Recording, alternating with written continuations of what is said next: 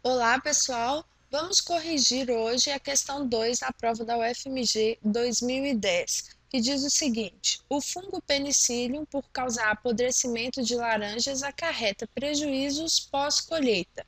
Nesse caso, o controle biológico pode ser feito utilizando-se a levedura, que também é um fungo, Saccharomycopsis, que mata esse fungo após perfurar sua parede e absorver seus nutrientes. É correto afirmar que esse tipo de interação é conhecido como?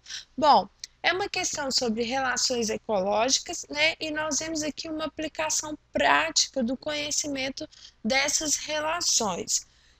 Vou fazer um pequeno resumo sobre cada uma delas e depois nós vamos encontrar a resposta que é correta, tudo bem?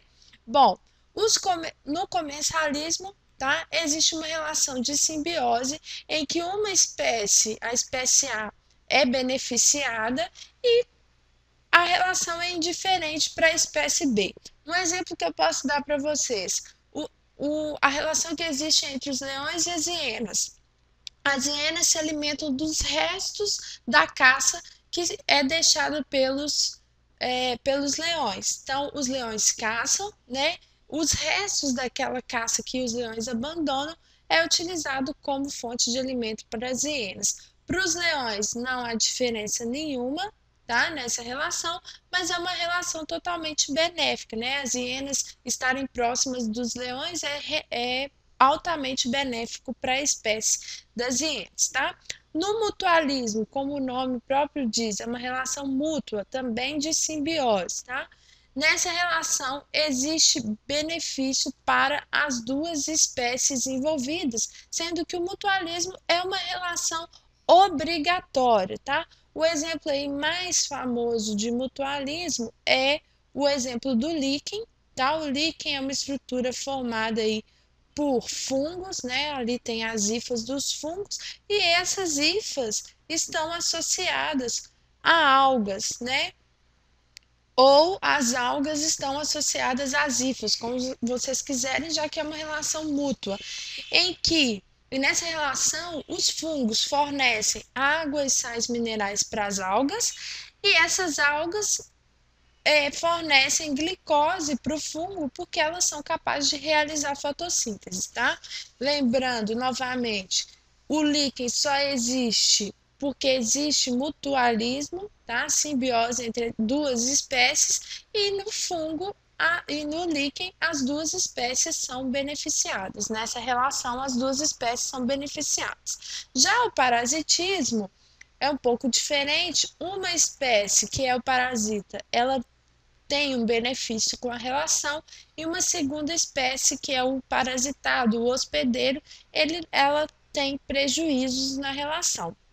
Um exemplo aí que eu posso dar é a relação entre carrapatos e boi. O carrapato, para ele se desenvolver, para ele passar de uma fase para outra fase, né, para ele sair da fase de ninfa e se tornar um adulto, ele precisa se alimentar do sangue de animais, né, que tem o sangue quente, como o boi.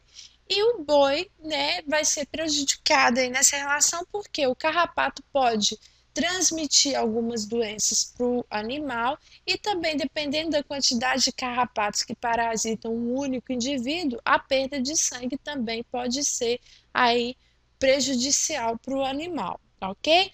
Mas tem um detalhe muito interessante no parasitismo, que é dois detalhes, na verdade. Primeiro, é uma relação obrigatória para o parasita. O carrapato só se desenvolve se alimentar do sangue de um animal quente como o boi. E segundo, o parasita não tem a intenção de levar outra espécie à morte, justamente porque ele depende daquela espécie viva para ele parasitar, né? Então, é, essas duas características aí são específicas, né, são muito importantes para a identificação de uma relação de parasitismo.